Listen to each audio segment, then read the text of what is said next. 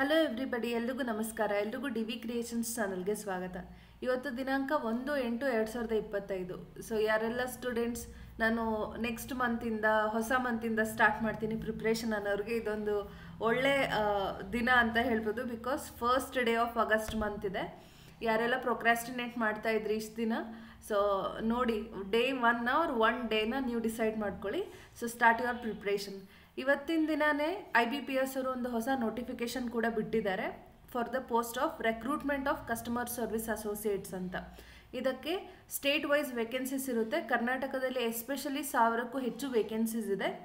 So ಏನು vacancies ಇದೆ, exam pattern ಏನು, ಎಲಿಜಿಬಿಲಿಟಿ ಏನು, ಯಾವ ಥರ ಅಪ್ಲೈ ಮಾಡಬೇಕು, ಎಲ್ಲ ಡೀಟೇಲ್ಸ್ ನಾನು ವಿಡಿಯೋದಲ್ಲಿ ಹೇಳ್ತಾ ಹೋಗ್ತೀನಿ. So continue watching till the end. So ಇದನ್ನು ಕಂಡಕ್ಟ್ ಮಾಡ್ತಿರುವಂಥ ಬಾಡಿ ಬಂದು IBPS ಅಂತ, institute of banking personnel selection. ಪೋಸ್ಟ್ನೇ ನಾನು ಆಲ್ರೆಡಿ ಹೇಳಿರುವ ಹಾಗೆ recruitment of customer service associates ಅಂತ. So post name customer service associate. ಇದರಲ್ಲಿ ಯಾರಿಗೆಲ್ಲ ಗೌರ್ಮೆಂಟ್ ಜಾಬ್ ಬೇಕು, ಅದೇ ಸೇಮ್ ಟೈಮ್ ನನಗೆ ಕಸ್ಟಮರ್ ಜೊತೆ ಡೀಲಿಂಗ್ ಮಾಡುವಂತಹ, ಕಮ್ಯುನಿಕೇಟ್ ಮಾಡುವಂತಹ ಜಾಬ್ಸ್ ಬೇಕು ಅನ್ನೋರಿಗೆ ಇದೊಂದು ಗೋಲ್ಡನ್ ಅಪಾರ್ಚುನಿಟಿ ಅಂತ ಹೇಳ್ಬೋದು. ಓಕೆ, ಸೊ ಇದು ಬೇರೆ ಬೇರೆ ಪಾರ್ಟಿಸಿಪೇಟಿಂಗ್ ಬ್ಯಾಂಕ್ಸಲ್ಲಿ ಕಸ್ಟಮರ್ ಸರ್ವಿಸ್ ಅಸೋಸಿಯೇಟ್ ಆಗಿ ವರ್ಕ್ ಮಾಡೋದಿರುತ್ತೆ. ಯಾವ್ಯಾವ ಬ್ಯಾಂಕ್ಸ್ ಪಾರ್ಟಿಸಿಪೇಟ್ ಮಾಡ್ತಿದೆ ಅಂತ ಕೂಡ ಐ ವಿಲ್ ಟೆಲ್ ಯು. ಇವತ್ತೇ 1 ಆಗಸ್ಟ್ 2025 ನೀವು ಇಲ್ಲಿ ನೋಡ್ತಾ ಇರ್ಬೋದು. ಇವತ್ತೇ ನೋಟಿಫಿಕೇಶನ್ ಜಾರಿ ಆಗಿದೆ. ಇವತ್ತಿಂದ ಅಪ್ಲೈ ಮಾಡೋಕ್ಕೆ ನಿಮಗೆ ಲಿಂಕ್ ಆ್ಯಕ್ಟಿವ್ ಇರುತ್ತೆ. ಸೊ ಯಾವಾಗವರೆಗೂ ಅಪ್ಲೈ ಮಾಡ್ಬೋದು, ಲಾಸ್ಟ್ ಡೇಟ್ ಯಾವಾಗ ಅಂದರೆ 21/8/2025. ಓಕೆ, ಸೊ ಲಾಸ್ಟ್ ಡೇಟ್ವರೆಗೂ ವೆಯ್ಟ್ ಮಾಡೋಕ್ಕೆ ಹೋಗಬೇಡಿ. ಸೊ ಇವಾಗೇ ಅಪ್ಲೈ ಮಾಡಿ. ದೆನ್ ಪ್ರಿಲಿಮ್ಸ್ ಎಕ್ಸಾಮ್ ಬಂದು ಅಕ್ಟೋಬರ್ 2025 ಮೇನ್ಸ್ ಎಕ್ಸಾಮ್ ಬಂದು ನವಂಬರ್ 2025 ಲಾಸ್ಟ್ ನಿಮಗೆಲ್ಲ ಪ್ರೊವಿಷನಲ್ ಅಲಾಟ್ಮೆಂಟ್ ಆಗೋದು ಮಾರ್ಚ್ 2026 ಒಳಗಡೆ ಅಲಾಟ್ಮೆಂಟ್ ಆಗುತ್ತೆ. Next important thing is participating banks. ಯಾವ್ಯಾವ ಬ್ಯಾಂಕ್ಗಳಲ್ಲಿ ಕೆಲಸ ಮಾಡೋ ಚಾನ್ಸ್ ಸಿಗುತ್ತೆ ಅಂತಂದರೆ bank of Baroda, bank of India, bank of Maharashtra, Canara bank, central bank of India, Indian bank, Indian overseas bank, Punjab national bank, Punjab and Sindh bank, UCO bank, union bank of India. ಇಷ್ಟು participating ಬ್ಯಾಂಕ್ಗಳಲ್ಲಿ ನಿಮಗೆ customer service associate role ಸಿಗುವಂತಹ ಸಾಧ್ಯತೆಗಳಿದೆ based on your merit list and other things. So compensation ಎಷ್ಟಿರುತ್ತೆ, salary ಎಷ್ಟಿರುತ್ತೆ ಅಂತ ಇಲ್ಲಿ ನೋಡ್ತಾ ಇರ್ಬೋದು ನೀವು. ಬೇಸಿಕ್ ಸ್ಟಾರ್ಟ್ ಆಗೋದು 24,050 ರೂಪೀಸ್. ಅಂದರೆ ಇದು ಬೇಸಿಕ್ ಅಷ್ಟೇ. ಇದಕ್ಕೆ ಮತ್ತೆ ಬೇರೆ ಬೇರೆ ಬ್ಯಾಂಕಲ್ಲಿ ಸುಮಾರು ಅಲೋವೆನ್ಸಸ್ ಕೂಡ ಇರುತ್ತೆ. ಡಿಯರೆನ್ಸ್ ಅಲೋವೆನ್ಸ್ ಮತ್ತು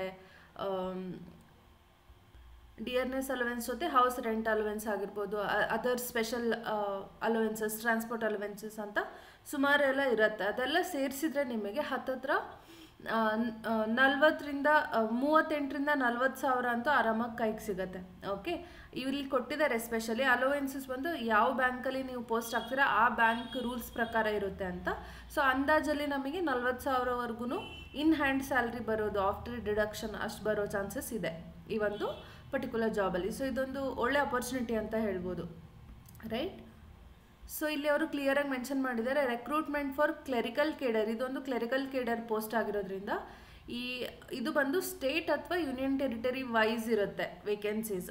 ಓಕೆ, ಸೊ ಹಾಗಂದರೆ ಏನು ಎಲ್ಲ ಡೀಟೇಲ್ ಆಗಿ ನೋಡೋಣ. ಏನೇನು ಎಲಿಜಿಬಿಲಿಟಿ ಅಂತ ಫಸ್ಟ್ ಮಾತಾಡೋದಾದರೆ, ನಿಮ್ಮ ಏಜ್ ಲಿಮಿಟ್ ಬಂದು 20ರಿಂದ 28 ವಯಸ್ಸೊಳಗಡೆ ಇರಬೇಕು. ಫಸ್ಟ್ ಥಿಂಗ್ ಅಂದರೆ ನೀವು 1997 ಆಗಸ್ಟ್ಗಿಂತ ಮುಂಚೆ ಹುಟ್ಟಿರಬಾರ್ದು. ಆಮೇಲೆ 2005 ಆಗಸ್ಟ್ ಆದಮೇಲೆ ಹುಟ್ಟಿರಬಾರ್ದು. You should be in between August 1997 to August 2005. Okay, so minimum age 20 ವರ್ಷ, ಮ್ಯಾಕ್ಸಿಮಮ್ ಏಜ್ ಬಂದು 28 ವರ್ಷವರೆಗೂ ಇರುತ್ತೆ. ಸೊ ಅದರ್ ಕ್ಯಾಟಗರಿಯವರಿಗೆ ಏಜ್ ರಿಲ್ಯಾಕ್ಸೇಷನ್ ಕೂಡ ಇರುತ್ತೆ. Okay, SC ST, PWD, ex service men, widows, divorce women ಎಲ್ಲರಿಗೂ ರಿಲ್ಯಾಕ್ಸೇಷನ್ ಇರುತ್ತೆ. You can go through it. Next important thing ಬಂದು ನಿಮಗೆ ಎಜುಕೇಷನ್ ಕ್ವಾಲಿಫಿಕೇಷನ್ ಏನಾಗಿರಬೇಕು ಅಂತ. ಸೊ 21/8/2025 ಒಳಗಡೆ ನಿಮ್ಮ ಎಜುಕೇಷನ್ ಕ್ವಾಲಿಫಿಕೇಷನ್ ಡಿಗ್ರಿ ಕಂಪ್ಲೀಟ್ ಆಗಿರಬೇಕು. ಡಿಗ್ರಿ ಗ್ರ್ಯಾಜುಯೇಟ್ ಆಗಿರಬೇಕು ನೀವು from any recognised university in government of India. So ಇಷ್ಟ ಆದರೆ ಯು ಆರ್ ಎಲಿಜಿಬಲ್.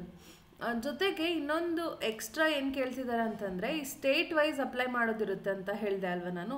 ಸೊ ಯಾವ ಸ್ಟೇಟ್ಗೆ ನೀವು ಅಪ್ಲೈ ಮಾಡ್ತಾ ಇದ್ದೀರಾ ಆ ಸ್ಟೇಟ್ ಲೋಕಲ್ ಲ್ಯಾಂಗ್ವೇಜ್ ಇರುತ್ತಲ್ವ, ಅದು ನಿಮಗೆ ಓದೋಕ್ಕೆ, ಬರೆಯೋಕ್ಕೆ, ಮಾತಾಡೋಕ್ಕೆ, ಅಂಡರ್ಸ್ಟ್ಯಾಂಡ್ ಮಾಡ್ಕೊಳಕ್ಕೆ ಬರ್ತಾ ಇರಬೇಕು.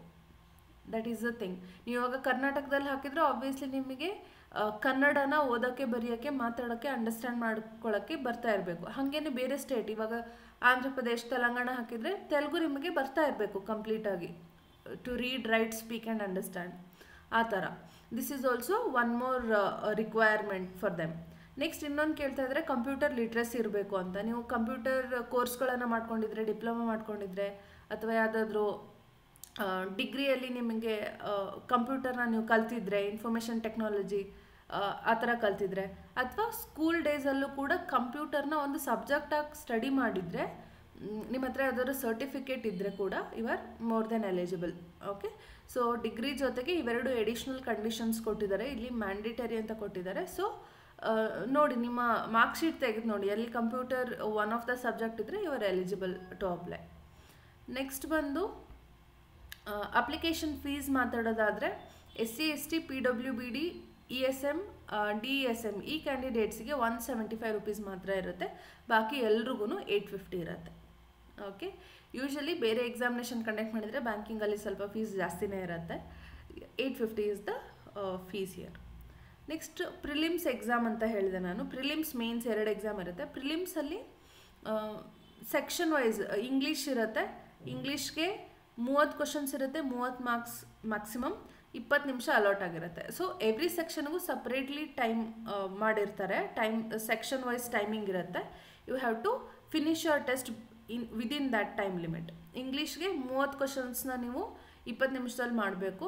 ನ್ಯೂಮರಿಕಲ್ ಎಬಿಲಿಟಿ ಅಥವಾ ಕ್ವಾಂಟ್ ಅಂತ ನಾವೇನು ಕರಿತೀವಿ ಜನರಲ್ ಆಗಿ, 35 ಕ್ವಶನ್ಸು 35 ಮಾರ್ಕ್ಸಿಗಿರುತ್ತೆ, ಅದಕ್ಕೂ ಕೂಡ 20 ನಿಮಿಷ ಟೈಮ್ ಇರುತ್ತೆ. Next reasoning ability, okay, logical ನಾವೇನು ಕರಿತೀವಿ ಅದು same 35 questions 35 marks 20 minutes. So total 1 hour test ಇರುತ್ತೆ. ಪ್ರಿಲಿಮ್ಸ್ 100 ಕ್ವಶನ್ಸ್ ಇರುತ್ತೆ. ಓಕೆ, ನೆಕ್ಸ್ಟ್ ಅದನ್ನು ಕ್ಲಿಯರ್ ಮಾಡಿರೋರಿಗೆ ಮೇನ್ಸ್ಗೆ ಎಕ್ಸಾಮಿನೇಷನ್ ಕರೀತಾರೆ. ಮೇನ್ಸಲ್ಲಿ ಮತ್ತೆ 4 ಸೆಕ್ಷನ್ಸ್ ಇರುತ್ತೆ, ಸಪ್ರೇಟ್ಲಿ ಟೈಮ್ಡ್ ಕೂಡ ಇರುತ್ತೆ. ಫಸ್ಟ್ ಬಂದು ಜನರಲ್ ಆರ್ ಫೈನಾನ್ಷಿಯಲ್ ಅವೇರ್ನೆಸ್ ಬಗ್ಗೆ ಕ್ವಶನ್ಸ್ ಇರುತ್ತೆ. ಆ ಕ್ವಶನ್ 40 ಕ್ವಶನ್ ಇರುತ್ತೆ, 50 ಮಾರ್ಕ್ಸ್ ಇರುತ್ತೆ. ಅದರ ಅರ್ಥ ಏನು, ಒಂದು ಕ್ವಶನಿಗೆ 1 ಮಾರ್ಕ್ ಇರ್ಬೋದು, ಇನ್ನೊಂದು ಕ್ವಶನಿಗೆ 2 ಮಾರ್ಕ್ ಇರ್ಬೋದು, ಆ ಥರ. It depends on the questions and question paper. So 40 questions 50 marks ಇರುತ್ತೆ, 20 ನಿಮಿಷದಲ್ಲಿ ಕಂಪ್ಲೀಟ್ ಮಾಡಬೇಕು. ನೆಕ್ಸ್ಟ್ ಸೆಕ್ಷನ್ 2 ಬಂದು ಜನರಲ್ ಇಂಗ್ಲೀಷ್ ಆಗಿರುತ್ತೆ, ಇಂಗ್ಲೀಷಲ್ಲೇ ಇರುತ್ತೆ, medium of examination. And 40 questions 40 marks 35 minutes of examination. Reasoning ಬಂದು 40 ಕ್ವಶನ್ಸ್ ಇರುತ್ತೆ, 60 ಮಾರ್ಕ್ಸ್ ಇರುತ್ತೆ, 35 ನಿಮಿಷದೊಳಗಡೆ ಕಂಪ್ಲೀಟ್ ಮಾಡಬೇಕು. ಕ್ವಾಂಟ್ ಬಂದು 35 ಕ್ವಶನ್ಸ್ ಇರುತ್ತೆ, 50 ಮಾರ್ಕ್ಸ್ ಇರುತ್ತೆ. ಇದಕ್ಕೆ ಟೈಮ್ ಕಮ್ಮಿ ಕೊಟ್ಟಿದ್ದಾರೆ, 30 ನಿಮಿಷ ಒಳಗಡೆ ಕಂಪ್ಲೀಟ್ ಮಾಡಬೇಕು. ಇದರ ಅರ್ಥ ಏನು, ಎಷ್ಟು ಫಾಸ್ಟ್ ಆಗುತ್ತೆ ಅಷ್ಟು ನೀವು ಕ್ವಿಕ್ಕಾಗಿ ಆಪ್ಟಿಟ್ಯೂಡ್ನ ಸಾಲ್ವ್ ಮಾಡೋಕ್ಕೆ ನಿಮಗೆ ಬರ್ತಾ ಇರಬೇಕು. ಆವಾಗ ಮಾತ್ರ you can be in the top list. So 120 minutes examination ಇರುತ್ತೆ, ಮ್ಯಾಕ್ಸಿಮಮ್ 200 ಮಾರ್ಕ್ಸಿಗೆ ಇರುತ್ತೆ ಫಾರ್ ಮೇನ್ಸ್ ಎಕ್ಸಾಮಿನೇಷನ್. 2 ಎಕ್ಸಾಮ್ ಒಂದು ಆಬ್ಜೆಕ್ಟಿವ್ ಟೈಪ್, ಅಂದರೆ MCQ ಬೇಸ್ಡಲ್ಲೇ ಇರುತ್ತೆ. So this is the pattern of the examination. ನಾವು ಇವಾಗ ಎಕ್ಸಾಮ್ ಯಾವ್ಯಾವ ಲ್ಯಾಂಗ್ವೇಜಲ್ಲಿ ಬರಿಬೋದು. ಇಂಗ್ಲೀಷ್ ಸೆಕ್ಷನ್ ಮಾತ್ರ ಇಂಗ್ಲೀಷಲ್ಲಿ ಇರುತ್ತೆ, ಬಾಕಿ ಸೆಕ್ಷನ್ಸ್ನ ನೀವು ಮೀಡಿಯಮ್ ಆಫ್ ಎಕ್ಸಾಮಿನೇಷನ್ ಚೂಸ್ ಮಾಡೋಕ್ಕಿರುತ್ತೆ. ಸೊ ಯಾವ ಲ್ಯಾಂಗ್ವೇಜಲ್ಲಿ ಬರಿಬೋದು ಅಂತ ಕೇಳಿದರೆ, ಇವಾಗ ನಾವು ಕರ್ನಾಟಕದವರು ಆಗಿರೋದ್ರಿಂದ ಸೊ ಎಸ್ಪೆಷಲಿ ಇದನ್ನು ಹೈಲೈಟ್ ಮಾಡಿ ಹೇಳ್ತಾ ಇದ್ದೀನಿ. ಕರ್ನಾಟಕದವರಿಗೆ ಇಂಗ್ಲೀಷ್, ಹಿಂದಿ, ಕನ್ನಡ, ಕೊಂಕಣಿ ಅಲ್ಲಿ ಎಕ್ಸಾಮ್ ಬರೆಯೋ ಚಾನ್ಸಸ್ ಇರುತ್ತೆ. ಸೊ ಹಾಗೆಯೇ ಇಲ್ಲಿ ನೀವು ಬಾಕಿ ಸ್ಟೇಟ್ಸ್ಗೆ ಆ ರೆಸ್ಪೆಕ್ಟಿವ್ ಲ್ಯಾಂಗ್ವೇಜಸ್ನ ನೀವು ನೋಡ್ಕೋಬೋದು. Okay, medium of the examination. So ಇವಾಗ ನಾನು ಹೇಳಿದೆ ಆವಾಗಲೇ, ನಿಮಗೆ ಸ್ಟೇಟ್ ವೈಸ್ ವೇಕೆನ್ಸೀಸ್ ಇರುತ್ತೆ. ನೀವು ಯಾವ ಸ್ಟೇಟಿಗೆ ಅಪ್ಲೈ ಮಾಡಿರ್ತೀರ ಆ ಸ್ಟೇಟ್ದು ಲ್ಯಾಂಗ್ವೇಜ್ ನಿಮಗೆ ಓದೋಕ್ಕೆ, ಬರೆಯೋಕ್ಕೆ, ಮಾತಾಡೋಕ್ಕೆ, ಅಂಡರ್ಸ್ಟ್ಯಾಂಡ್ ಮಾಡೋಕ್ಕೆ ಬರ್ತಾ ಇರಬೇಕು ಅಂತ. ಸಪೋಸ್ ನೀವು ಇವಾಗ ಕರ್ನಾಟಕದಲ್ಲೇ ಇದ್ದು ಇಲ್ಲೇ ಎಕ್ಸಾಮ್ ಅಪ್ಲೈ ಮಾಡಿರ್ತೀರ, ನಿಮ್ಮ ಹತ್ರ 10th standard R 12th standard, ಕೆಲವೊಬ್ಬರಿಗೆ 10th ಸ್ಟ್ಯಾಂಡರ್ಡ್ವರೆಗೂ ಆ ಪರ್ಟಿಕ್ಯುಲರ್ ಲ್ಯಾಂಗ್ವೇಜ್, ಕನ್ನಡ ಲ್ಯಾಂಗ್ವೇಜ್ ಇದ್ದರೆ ಕನ್ನಡ ಲ್ಯಾಂಗ್ವೇಜ್ನ ಒಂದು ಸಬ್ಜೆಕ್ಟಾಗಿ ಕಲ್ತಿರ್ತೀವಿ ನಾವು, ನಮ್ಮ ಹತ್ರ ಸರ್ಟಿಫಿಕೇಟಲ್ಲಿ ಇರುತ್ತೆ.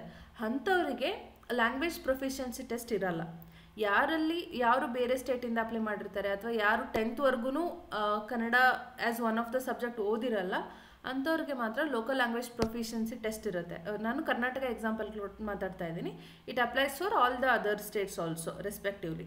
ಓಕೆ, ಸೊ ನಿಮಗೆ ಲೋಕಲ್ ಲ್ಯಾಂಗ್ವೇಜ್ ಪ್ರೊಫಿಷಿಯನ್ಸಿ ಟೆಸ್ಟ್ ಇರುತ್ತೆ. ಸಪೋಸ್ ನಿಮ್ಮ ಹತ್ರ ಸರ್ಟಿಫಿಕೇಟ್ ಇದ್ದರೆ 10th ಆ್ಯಂಡ್ ಅಬೋವ್ ಅಲ್ಲಿ ನೀವು Kannada one of the subject ಓದಿದ್ದೀರಾ ಅಂತ, ಆವಾಗ you are exempted from this examination.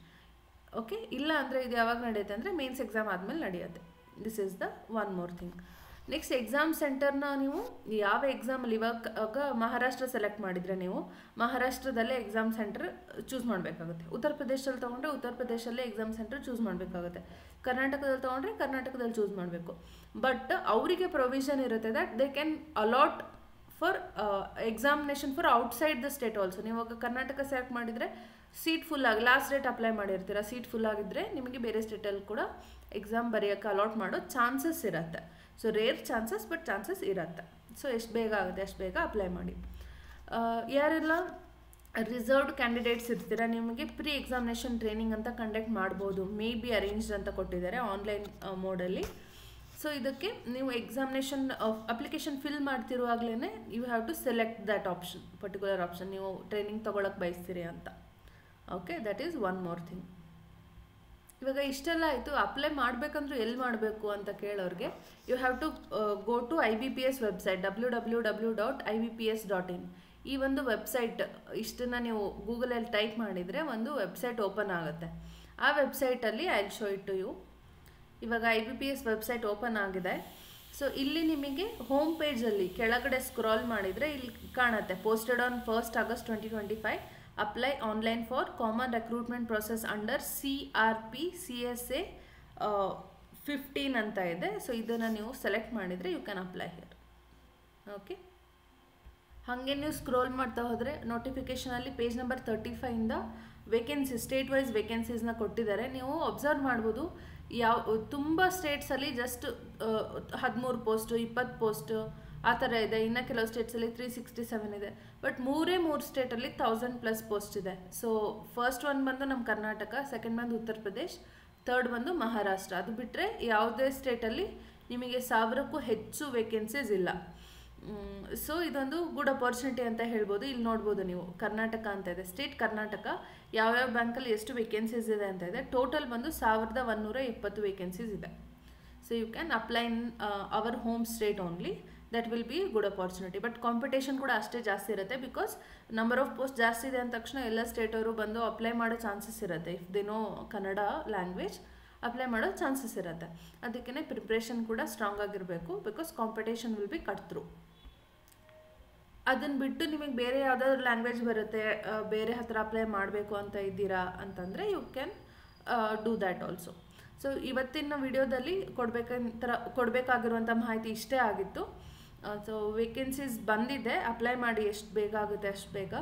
Preparation ಕೂಡ ಸ್ಟಾರ್ಟ್ ಮಾಡಿ. ಇವತ್ತು 1ನೇ ತಾರೀಕು ಆಗಿರೋದ್ರಿಂದ ನಿಮಗೆ ಹೊಸ ಉತ್ಸಾಹದಿಂದ ಪ್ರಿಪ್ರೇಷನ್ ಕೂಡ ಸ್ಟಾರ್ಟ್ ಮಾಡಿ ಅಂತ ಹೇಳ್ತಾ ಈ ವಿಡಿಯೋನ ಮುಗಿಸ್ತಾ ಇದ್ದೀನಿ. ಇನ್ನೂ ನಮ್ಮ ಚಾನಲ್ಗೆ ಜಾಯ್ನ್ ಆಗಿಲ್ಲ ಅಂದರೆ ಸಬ್ಸ್ಕ್ರೈಬ್ ಮಾಡ್ಕೊಳ್ಳಿ. ಫ್ರೆಂಡ್ಸ್ ಆ್ಯಂಡ್ ಫ್ಯಾಮಿಲಿ ಒಟ್ಟಿಗೆ ಶೇರ್ ಮಾಡಿ ಯಾರಿಗೆ ನೀಡಿದೆ ಅವರಿಗೆ. Thank you so much. See you in the next video.